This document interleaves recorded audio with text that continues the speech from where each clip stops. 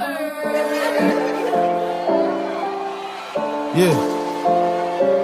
they ain't gonna like it. They ain't gonna like it. I be getting to the money. Everybody mad. Think I'm getting too much money. Everybody mad.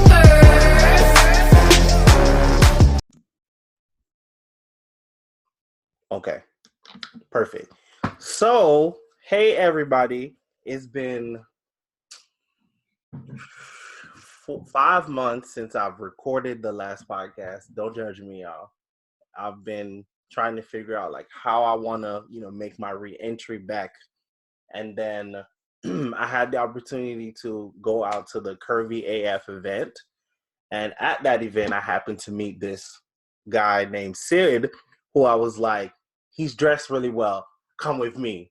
And I was like, we going out to the street. We doing some, because I've been wanting to do New York street style photos for the longest. And the opportunity presented itself, and I was like, I can't turn it down. So that's how I end up having to come to New York to begin with, because I'm in Atlanta. And so I saw Sid, and I was like, yo, let's shoot. And I just pulled him to the side. And those photos turned out so epic that I ended up following Sid. And then Sid now did a post that really spoke to me, and I was like, this dude is the perfect person that I want on the podcast when I restarted up. So I hit Sid up in the DMs, and I was like, yo, are you free this day, this time? Let's record. And he was like, bam, good. So now I'd like to introduce everyone to Sid. Tell the people about you. Good afternoon, everyone. I'm Sid. First off, thanks for having me. Love your brand. And as we met, I told you I've been following you for quite some time. Love your work. Again, I'm Sid, originally from New York, currently residing in the DC area. And oh, you live in DC? Yes, I'm in the DC area. Oh, okay. Yeah. And I went up there, obviously. Tan was my aunt. Mm-hmm. And she's been trying to get me in her shows for years. And she gave me enough notice, and I finally made it. Yeah, no. You should have been there. I know. But, the feedback has been tremendous. And, I won't say overwhelming, but it's been phenomenal. Hence why you see the posts and the certain tags on social media. I'm working on this whole influencer thing, but ultimately I love what I do. It's fun. It's a little bit more than a hobby. And I'm granted the creative freedom to be me. Hence, which takes me into the mental health part. Also about me, I am a mental health survivor. Although I am currently struggling and dealing with it, it's just a passion of mine to share my story and just to be open and transparent about it with as many people as possible. Truth be told, I've been dealing with it for nearly 15 years, but haven't identified what the emotion or feeling I was actually going through until my dad passed in 2017. Then I decided to seek help, and whoever's watching this, it is the greatest thing you can do for yourself. Get help. I agree. I mean, I think that was one of the things that really spoke to me, was the fact that you were struggling with it for a while, but it's like you were strong enough, or I should say willing and able enough to be like, whatever this is now beyond my scope of repair. I need to seek some outside guidance to help me help myself in a way. So first, I applaud you for that. That's first and foremost, because I know it's difficult. Yes. Even to say the words out loud, like not even to anybody else, but even to say it out loud to yourself, like in a room where you can hear it outside of your brain, like, I need help. That shit is all just like, So I applaud you for that. So what I'd like to talk about is like, so what were your expectations saying, okay, I need to seek help or assistance, and then going to seek assistance? I want to talk about that process, because that's actually the process I'm in. I've already made up my mind that I need to see someone. Yes. But what is the process like actually beginning to search for the right therapist? Because I believe finding the right therapist is like finding the right life partner. So explain a little bit more of what that's like. Well, let's start from the inception. Again, I realized that it was a problem when I got snappy with my loved ones. There were several people in my life who saw something in me that I didn't see in myself. But when I was on defensive or attack mode, I literally had to sit down and evaluate myself. I share this with my girlfriend all the time. Look in the mirror, look in the mirror. But I say that so confidently and so frequently because that's something I wasn't doing. I would always that was something I would always tell people, you need to look in the mirror, you need to look in the mirror. But in the same breath, I wasn't doing it. And the final straw for me was I was helping my daughter with her homework. And I'll be honest, it was a tough day. She wasn't grasping what I was trying to teach her. So we took a break, and something as simple as her not making her bed, I snapped. But I caught myself, realized she didn't deserve that. Then I started to realize I'm being overly anxious. Like I feel like the world is caving in on me. I feel like I have too much on my plate when I had nothing to do. That coupled with school, managing my relationships, managing my career, managing my expectations for myself, I just wasn't balanced. We all speak about being equally yoked. I don't believe I was equally yoked with myself. I lost track of my relationship with God. I stopped praying as frequently as I know I should have. And my prayers were wrong. They were misdirected. They were misguided. I wasn't praying for understanding. I wasn't praying to get better. I was just hit me through it. And then I realized, you know what? I hit rock bottom. It affected my finances. I was living off of $8. I had literally $8 in my account. And I'm someone who knows me. I like expensive things. I like to spend money. I like to travel. I get it. And then, I was not happy with myself. I wasn't happy with who I saw in that mirror. And then I just woke up and saying, enough is enough. This has affected me personally. It affected me financially. It's affecting my relationships with friends, my daughter, and then my job, almost lost my job because I kept having anxiety attacks. I kept calling out because there was days I just didn't want to deal. But the final straw for me was, and I'm comfortable saying this now, I started to think about what life would be like for my friends and family members if I wasn't here. Now, I say that carefully because I'm not saying I was thinking or being suicidal, but my thoughts were more along the lines of how would my mother cope with it? How would my daughter cope with it? How would my girlfriend or friends cope with me not being here? Who would come to my memorial service? How would my obituary be? And what hit home was, as I mentioned, my dad died in 2017. I'm a junior. I say that to say, looking at his gravesite, I now see what mine will look like. His says Sidney V. Jackson Sr. Mine will say Sidney V. Jackson Jr. My brain started to go. I got scared, and then I said, you know what? I don't care what anyone thinks. I need to fix me for me. And I was going to therapy for quite some time before I made it public. And then, like you mentioned, finding the right therapist is like dating or courting someone. You got to find someone who not just listens, but understands or who can relate. For me, ideally, it was a African-American female. Oh, okay.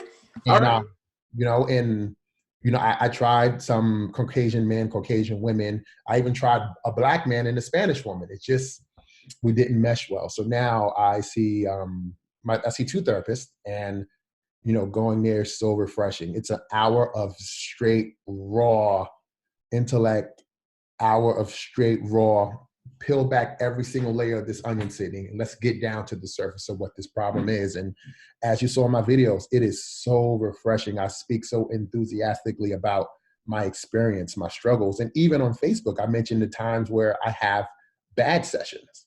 But to me, it's building character, and it's getting me in the repetition of practicing this spiritual breathing. Okay, I've never heard that one before. What exactly is spiritual breathing? Teach me something today. Let me give you an example. Throughout the day, every single day, we have a bad thought at some point or another.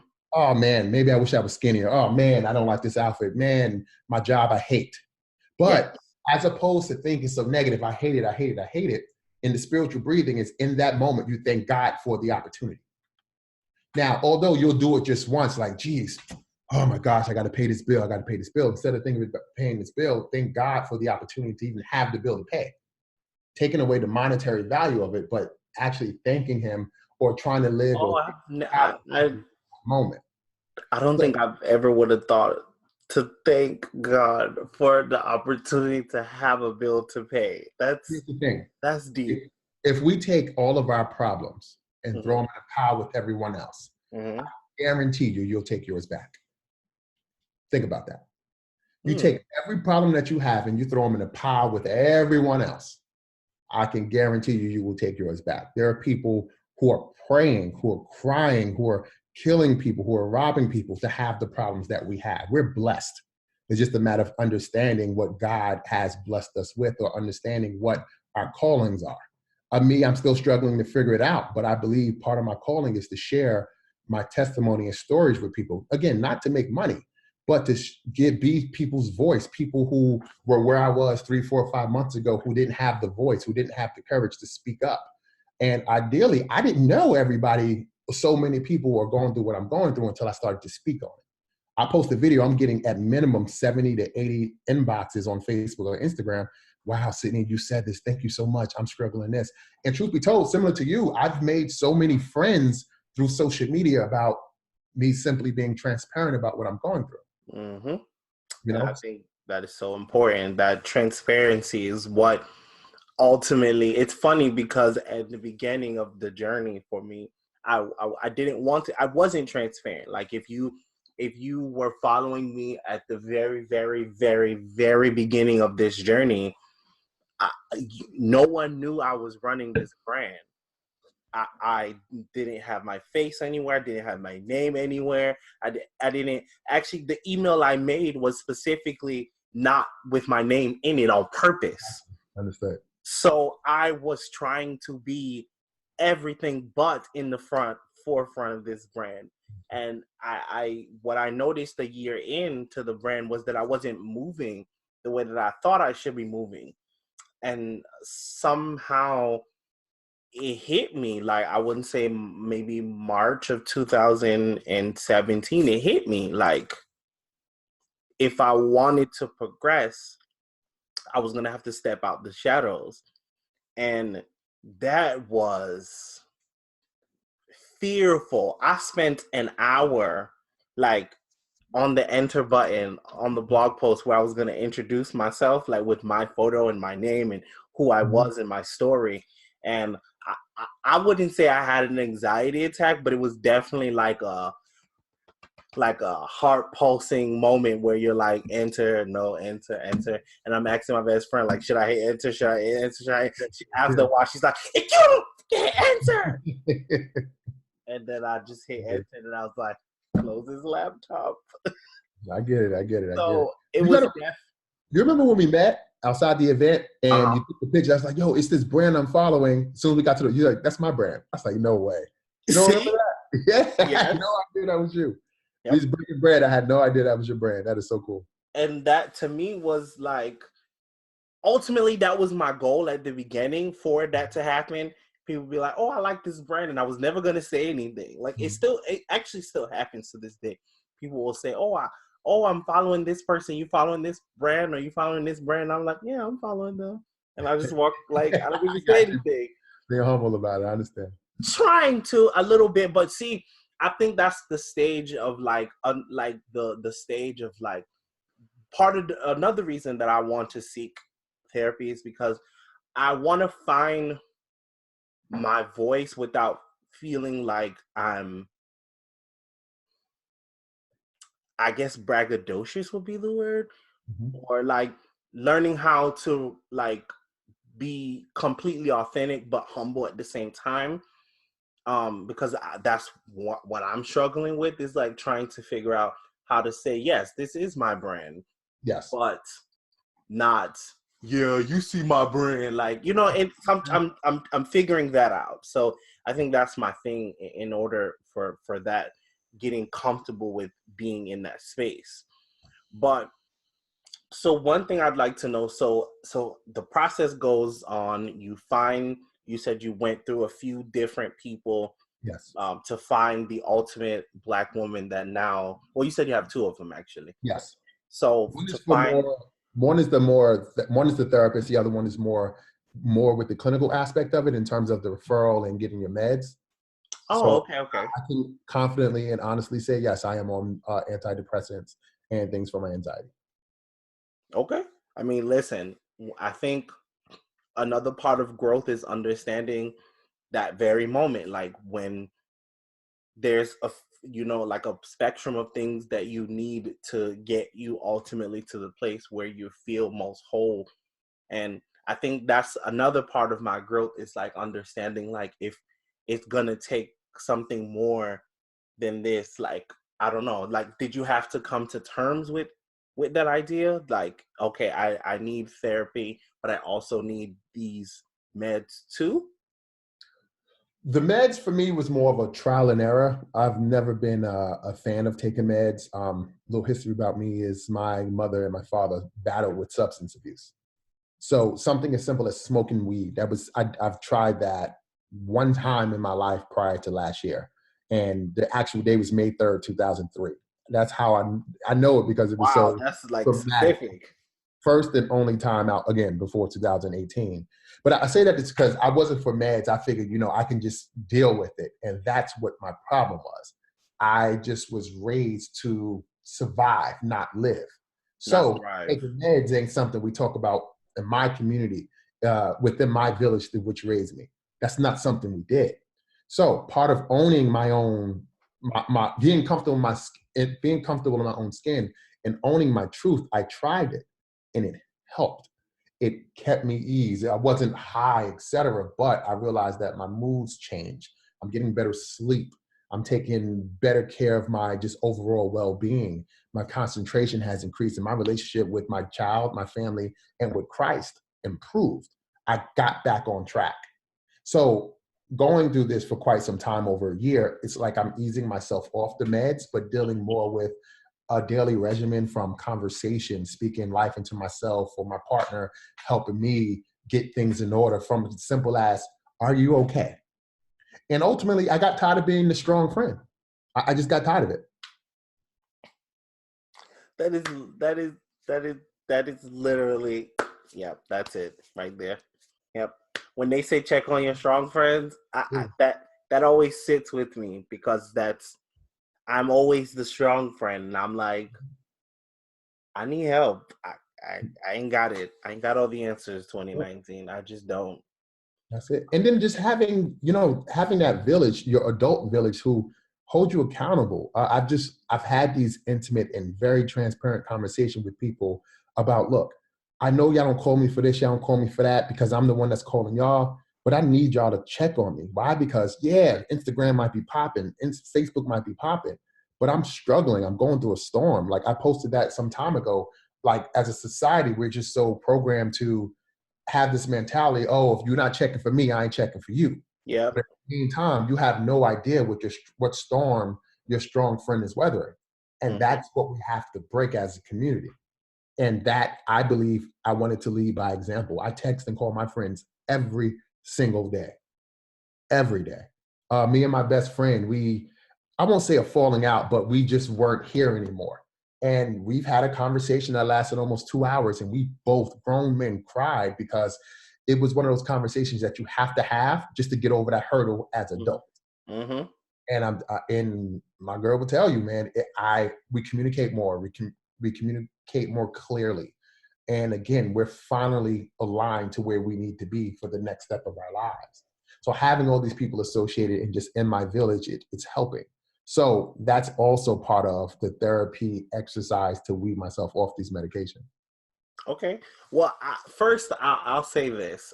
One thing I have to continue to applaud you on, like, all of the things you're talking about just sounds like, even just speaking about them, not even actually going through like the work that it takes to get to the other side, but just even saying the words just sounds so, like, to hear someone else saying it just sounds so freeing to me. Like, and not negating the fact that it's hard work to actually get to the place where you're actually can, like the post you did today, like the way the light, the way I think you said the way the light be hitting when you're actually happy or something like that, or the way you smile. Right. It's like the work to get there is a hard work, but just saying it is like, I think I can get through it just because you said it. That's right. The power of words, man, that's real. And it starts with you. It starts with you. It starts with your affirmation. Then again, we all know prayer without works is dead. Mm-hmm. You can ask God for help. You can do this and go to church and do all that, but you got to be willing to put in the work. Like, you have to be tired of being tired. That's and it. That's what worked for me. I just got tired of struggling. I got tired of not knowing what tomorrow's going to bring. I got tired of snapping on people. I got tired of losing friends. I got tired of being broke. I got tired of being a broke person. I was not happy. And we all know hurt people hurt people. I was hurt. I was hurt. Man, okay. Whew. All right, that's a word. So what I want to dive into next is so you've been on this journey for over a year now? Yes. Okay. So I want to kind of dive into like maybe 3 top level things that you find that you thought, or let's talk about 3 misconceptions. So Okay. from what you thought in the beginning, and then what do you think, how has that changed a year later now that you've been doing the work for a year? Surface level. First, talking about mental health, mental illness, there was the stigma that you're weak. Mm-hmm. And truth be told, I think it makes you strong. It's absolutely nothing feminine about expressing your emotion, let alone what's going on up in here. Because Mm-hmm. that's most of our problems: cancer and mental health, then drugs. But I say that to say is, I got real with myself. I stopped caring what anybody thought. And I realized, you know what? Expressing that you have a problem is actually masculine. You're asking for help. And we don't deal with this in my village. You don't deal with this in our community, which takes me to my second point. I stopped caring what my family thought. I'm from Brooklyn. I'm gonna keep it real. I'm from a very humble beginnings, and my mother has been a single mother with 7 kids, and she did it by herself. No matter what we went through, we've been taken away. She's been on drugs, but we survived. She is the strongest woman I know. But her opinion always mattered to me, and that hindered me. So when I first started going through it, and I shared it with her, it was, why you feel like that, Sydney? You shouldn't be feeling like this. You shouldn't be feeling like that. And truth be told, in my heart, as much as I share this with her, part of me feels, I don't want to say I'm paying for her sins, but I believe my mother suffered from anxiety and depression as well, if not possibly bipolar. Not throwing shade against my mother, but it gives context to where my alignment of thinking, meaning I don't need that, where it came from. Yes. So I'm going to be honest, me and my mother had a falling out, but in the midst of that falling out, I started to find myself. Why? Because she wasn't in the picture of my day-to-day mental transactions. I didn't have to go to her and ask her for this, ask her for that. So when I decided to put that to the side, and you know what? Fuck everything, Sydney. Work on you, not your daughter, not your job, not your mother. Forget everybody's opinion. You can't do nothing for no one unless you work on you. That is absolutely correct. I realized that, a large part of my struggle started from my upbringing. And I say that to say, and my second point is, no matter what you've been through, it's all about your perspective.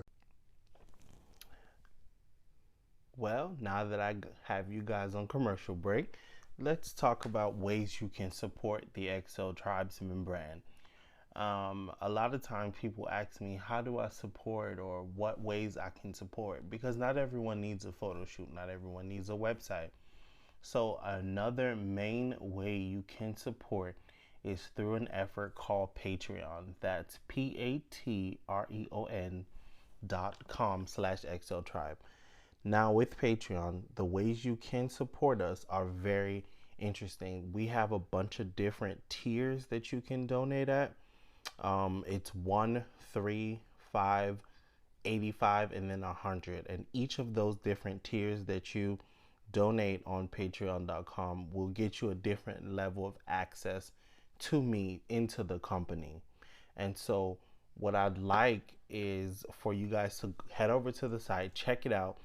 And if you have any questions, don't be afraid to shoot me DMs or message me through the site. And, if you guys are wondering how to support, that's definitely one of the ways you can support. Like I said, not everyone needs a photo shoot, not everyone needs a website, and not everyone needs styling. So that's definitely a way you can support the brand through efforts other than the four I just stated. Now, let's jump back into the show. And part of growth, part of maturity is thinking outside of the box. Forget where you come from. Forget what you go through. It's, yes, you're a sum total of your experiences, but you don't have to stay there. Like, I'm sure you read, being broke is a mindset. Mm-hmm. So is struggling with mental illness and depression and anxiety. Yes, it's a mindset, but how do you get out of being broke? Do something about it. Mm-hmm. How do you get out of your depressive state? Do something about it. But we're never taught in our community how to deal with it, how to cope with it. Hence why I advocate so strongly on people seek help. It will change your life. It will change your life. I just came up with a whole business for you. Really? Yes, you should start a t-shirt line. And the first shirt should be, how do you do something about mental health, mental wealth, mental healthness? No. How do you do something about mental health and do something about it? That's you. I Like on the back, messed right? up what you just said. Yeah, I get it. I get it. Yes. The word you just said. How do you I get it. stop being broke? You do something about it. There you You go. know, I gotta write down that idea, bro. Yeah. No royalties though. No, that's fine. You can take it. Hands free. I feel like the feeling that I'm getting, I hope that when our listeners are listening to this podcast, I hope they're getting the same feeling I'm getting. Like, this dude needs to talk more. Yes. There's power in there, and I feel like I want to hear it everywhere. I want to turn on the news. I want to turn on, I want to open Instagram. I want to open the app, like wherever. Like, I feel like you have a word. It needs to be I shared. appreciate that, man. I really appreciate it. I definitely feel that, and I hope that the listeners feel that too. Yes. And before we go on, there was a third point. Yeah, I was gonna say that. It's a little bit off, but after thinking about it, and I share this with her all the time, I'm okay with sharing this little bit of a testimony because it's therapeutic for me. Mm-hmm. I, at some point or another, was a womanizer. And I say that to say is I found a partner from my past who I've hurt. She showed me the power of forgiveness. That's not something I believed at one point or another I was equipped to do. But I say that to say is because I spreaded myself so thin with women because one gave me this, one gave me that, one gave me that, and it made me feel whole. Ooh. Part of my journey, I realized that I was being selfish with my knowledge, with my finances, with my time, with my energy, with my frequency, with my relationship with Christ. And no matter what I paid, whatever I prayed for, I don't care what no one says. God answers every single prayer. Sometimes the answer is just no. And going back to my earlier point, I was praying about the wrong things. And God kept showing me answers. I just chose to ignore them. Mm-hmm. So I found a partner who held me accountable, who, when I came back into her life, for the life of me, just felt I was behooved to tell her the truth about what went wrong. And what went wrong was I was living my selfish life, but I always wanted you. But when I had you, I was happy when you were here. But when you aren't here, I have this whole world. But by me spreading myself so thin, I realized that this isn't helping, this isn't conducive for my mental health or allowing me to grow individually, let alone spiritually. Mm-hmm. He came back into my life at a time where I needed the accountability, I needed the companionship, and I needed someone who knew me without starting over with, oh, what's your favorite color? What do you like to do? What fraternity you're in? That's the worst. And honestly, not to put her business out there, but she struggles with some of the same symptoms, and I had no idea. So as we're bouncing each other ideas off of one another, and then I started to realize, you know what? She understands it. She gets it. So now our entire relationship is a judgment-free zone. That's good. That sounds. And the great thing about it is I'm getting everything I need from one person. That's where I made my mistake. So for your third point is I found an accountability partner. That is goals. Absolutely. The accountability partner is the goals. I think that's definitely something important because, being human, every once in a while, you have a tendency to, like a bike chain, you fall off a little bit, and having an accountability partner, really helps you like, oh, the chain is slipping. Oh, the chain is slipping. Like the chain is slipping. So it's very important to have that accountability partner. I like that is above. It's like right under a therapist to me because I agree. you learn the steps. I'm pretty sure that you like for day-to-day management of emotions, but then having someone that's in real time, like adjusting, tweaking, helping you like see things like that you just don't see is so important. I So agree, buddy. so Totally. so I think those 3 steps are really helpful to say the least. Um, I think I'd like to wrap it up by then asking you one final question. So to the person like me who by I'll say divine intervention, I don't even know what the word to use, but I believe everything happens for a reason. So to the person listening to this who feel like they're struggling in some way, some form or fashion, how would you how would you what is one thing you want people to take away from your journey of this year-long journey you've been on of self-discovery? What's one thing you'd say, I feel like no matter what, this is what you should take away? It's 2 things. First, seek help. It will change your life. But I say that because that's easier said than done. The second point, and most important, I'm going to be very candid. Fuck what anybody got to say. Fuck how people see you. Fuck what people think. Mm-hmm. That was my biggest problem, from my relationships to friends to my mother. I had to own my own shit. I had to look in the mirror. But as you may have heard, what they eat won't make you shit. Not at all. Take accountability for your own life. And it starts by choosing to want better for yourself. And I can assure you, once you forget what anybody says, what anybody thinks, your life, that's step 1. Your life is already headed in the right direction. I promise you, you will receive an abundance of blessings from not just God, just from situations you put, obviously it's all God, but just from situations you put yourself in, to how the sun shines on the left or the right side of your face, to the quality of your pictures, to your physical and emotional health, let alone seeking help for you. Up here, this is our biggest weapon. Mm-hmm. We just have to understand how to utilize it, even when things from the outside affects us. And if anyone's going to take anything from that, those are the jewels I would love to leave you with. Well, I think that's a 62 karat diamond jewel. Be one of those too, brother. Yeah. Yes.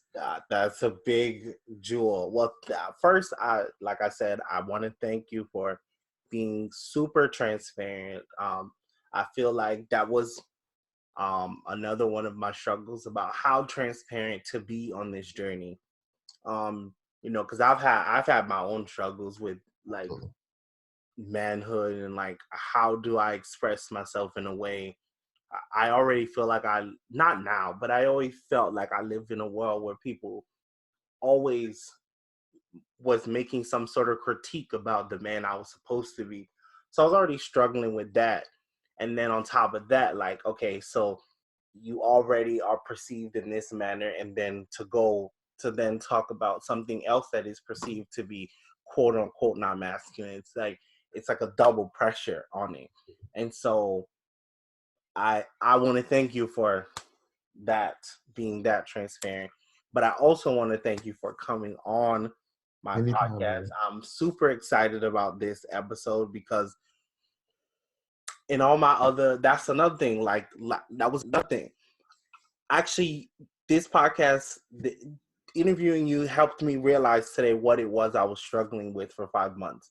Yes. I didn't want to talk about fashion anymore on the podcast. I feel like I do enough of that on the blog. I do enough of that on Instagram. I wanted this to be a resource for men who are struggling with issues that are real. And I just didn't know how to do it. So that's why I've been procrastinating. So there was a reason. Listen, you have the platform to touch millions of souls, brother.